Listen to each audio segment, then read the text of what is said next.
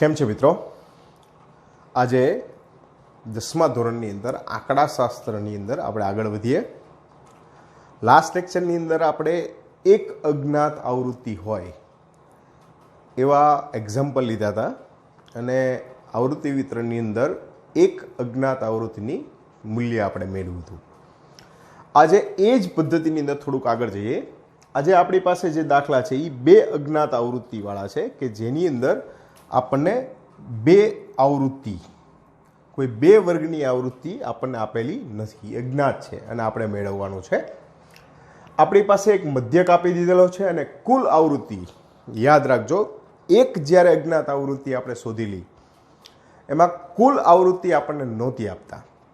જ્યારે અહીંયા આવૃત્તિ વિતરણની કુલ આવૃત્તિ એટલે સિગ્મા એફઆઈ આપણને મળેલું છે અથવા તો આપેલું છે. હવે સૌથી પહેલું આપણું વિચલનની રીતનો જ ઉપયોગ કરશું એટલે આપણે મધ્ય કિંમત શોધશું, જેને આપણે કહીએ છીએ XI. 0 થી 10નો વર્ગ છે એટલે એની મધ્ય કિંમત આવશે 5. દરેકમાં 10નો ડિફરન્સ એટલે હું એડ કરું છું 15, 25, 35, 45 અને 55. આ મધ્ય કિંમત મળી ગઈ. ત્યારબાદ વિચલન UI બરાબર XI minus A upon H. આ આપણે UI મેળવશું. હવે જ્યારે એક અજ્ઞાત આવૃત્તિ હતી ત્યારે એવું કીધું હતું કે ભાઈ જે અજ્ઞાત આવૃત્તિ હોય એને આ મધ્ય કિંમતને તમે મધ્યક તરીકે ધારી લો. અહીંયા બે અજ્ઞાત આવૃત્તિ છે તો બેમાં કોનું ધારવું? કોઈ પણનું ધારી શકો. દાખલા તરીકે હું અહીંયા અત્યારે 15 જે છે એને મધ્યક તરીકે, ધારેલા મધ્યક તરીકે લઉં છું કે આ ધારેલો મધ્યક છે.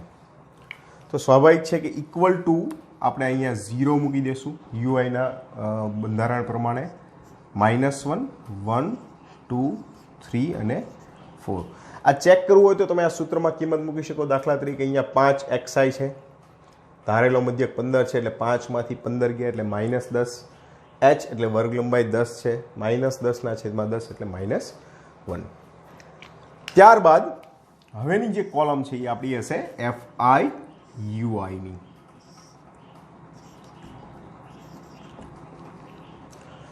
FI 6 -6, F1 into 0 is equal to 0, 20, 15 દુ 30.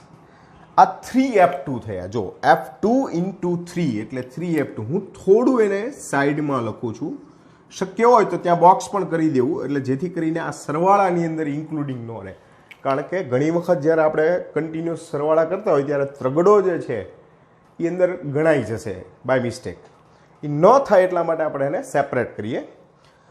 ત્યારબાદ 4 into 4 16.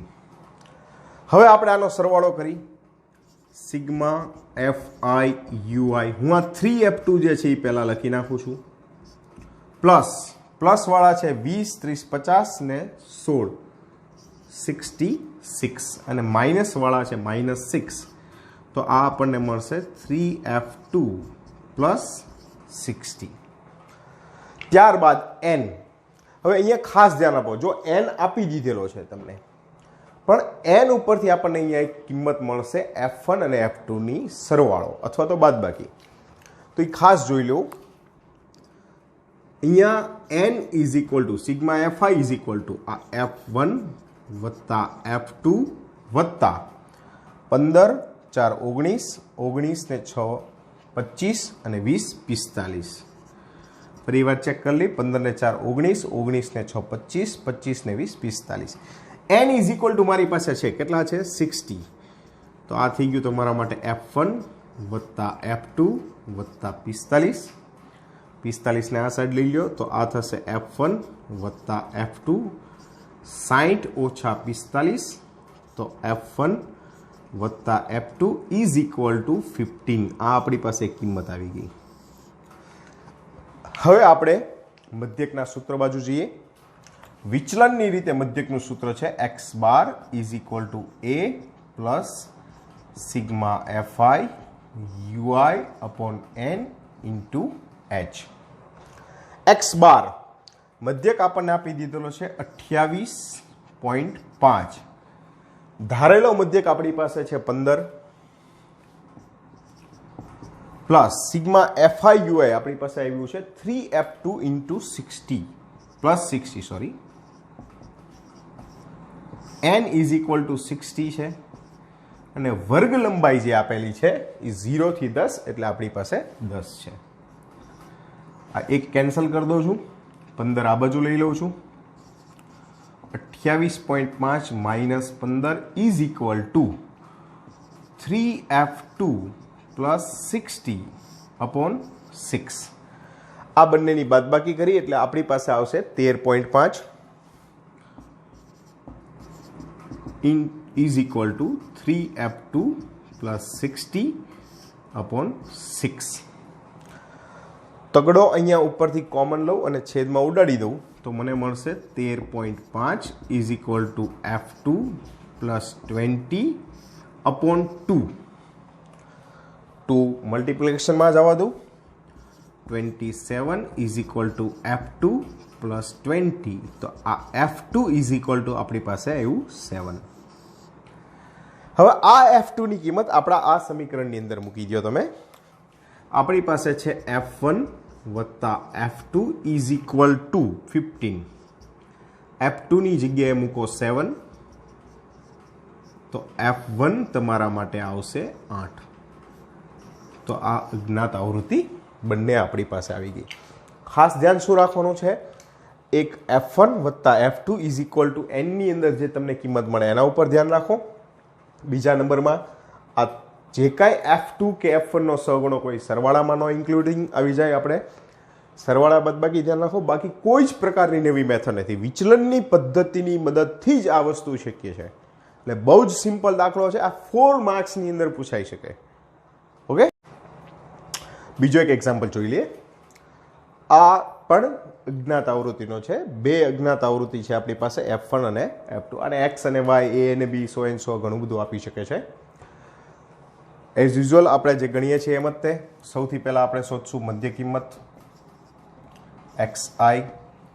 10 અને 30 40, 40 ભાગ્યા 2 એટલે આવશે 20. આ જોવો જાઓ તો 20 નો ગાળો છે. 10 30, 30 50, 50 70, 40 60 80 અને 100. આ દરેકને આપણે ચલ. એક વખત લેક્ચરમાં મેં કહેલું છે કે આપણે મધ્ય કિંમત શા માટે શોધવી પડે છે, તો કે ભાઈ સતત આવૃત્તિ વિતરણનો મધ્યક શક્ય નથી, આપણી પાસે નથી. એટલે સૌથી પહેલાં એને અસતત સ્વરૂપમાં આપણે ફેરવતા હોઈએ છીએ અને અસતતમાં જ્યારે રૂપાંતર કરી લ્યો પછી આપણે એનું મધ્યક શોધી શકીએ. એટલે આપણે આ અસતતની અંદર રૂપાંતર કર્યું વર્ગીકરણનું. ત્યારબાદ લેશું આપણે UI is equal to XI minus A upon C. કોઈ પણ ધારી શકો છો. ચલો આ વખતે હું નીચે ધારું છું 80. આ આપણો મધ્યક છે ધારેલો. એકચ્યુઅલી આપણી પાસે છે જ તે 60, તમે એને પણ ધારી શકો છો, બરાબર. પણ હું અહીંયા આ ધારું છું.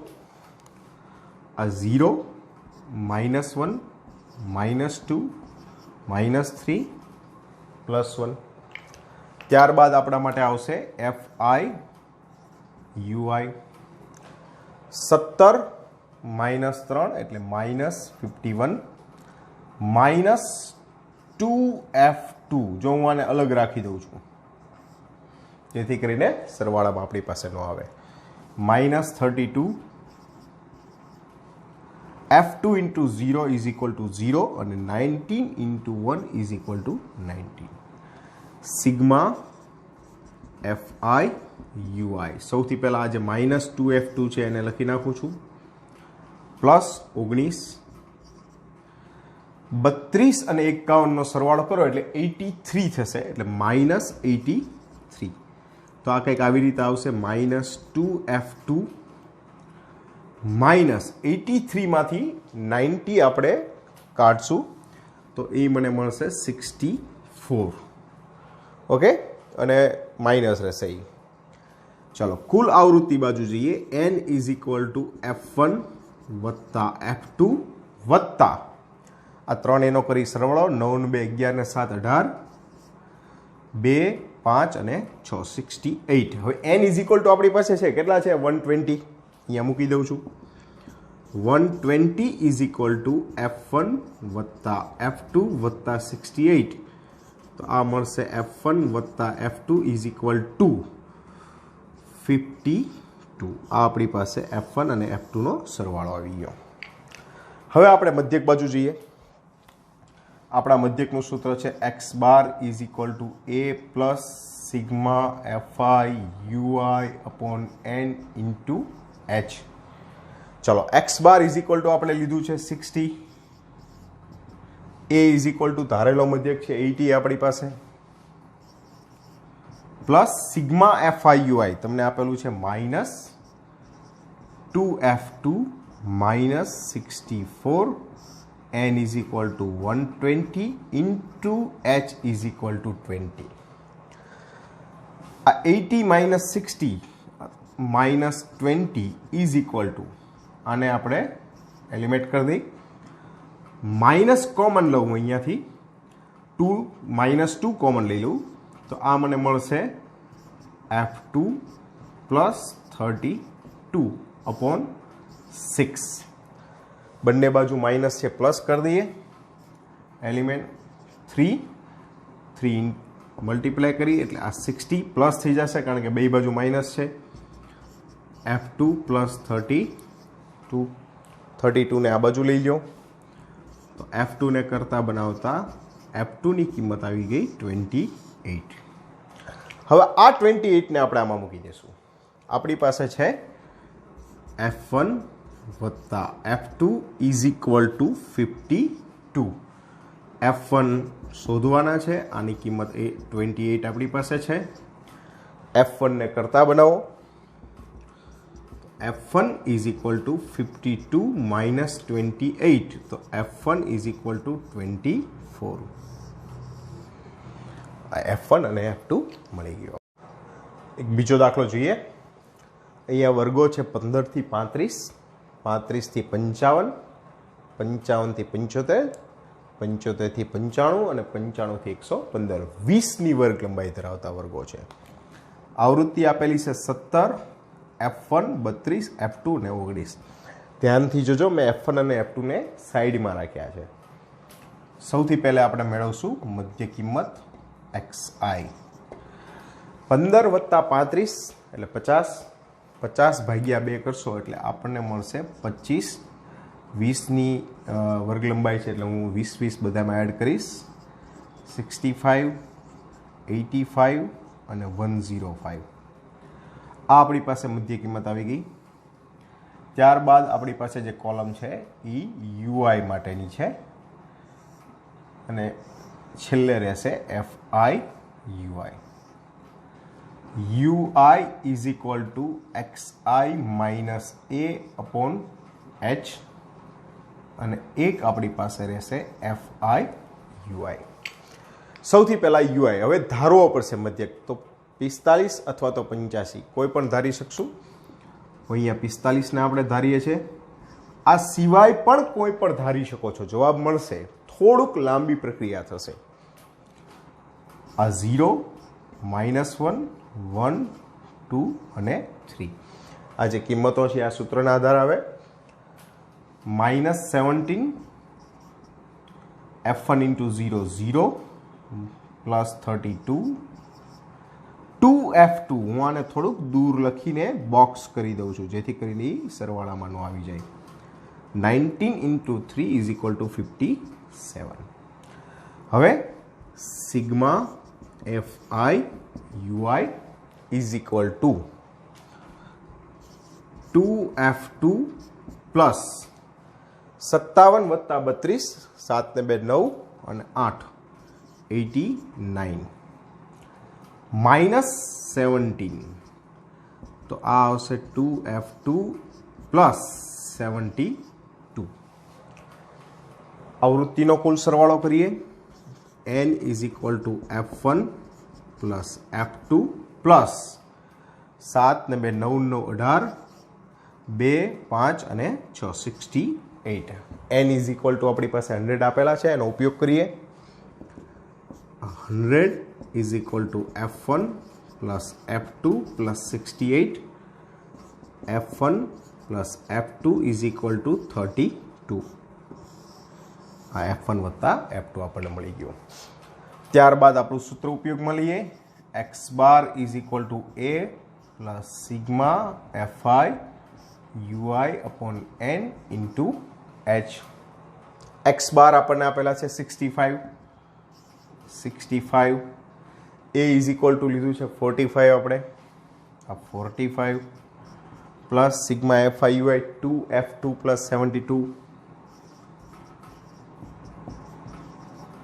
Upon n is equal to 100 અને વર્ગ લંબાઈ આપેલી છે 20 45 આ બાજુ લઈ લે આ 20 આવશે 20 पंचा 100 2f2 plus 72 upon 5 multiply 100 is equal to 2f2 plus 72 आ बाजू लीए 28 इज इक्वल टू 2f2 तो f2 इज इक्वल टू 14 आ આપણને f2 મળી ગયો।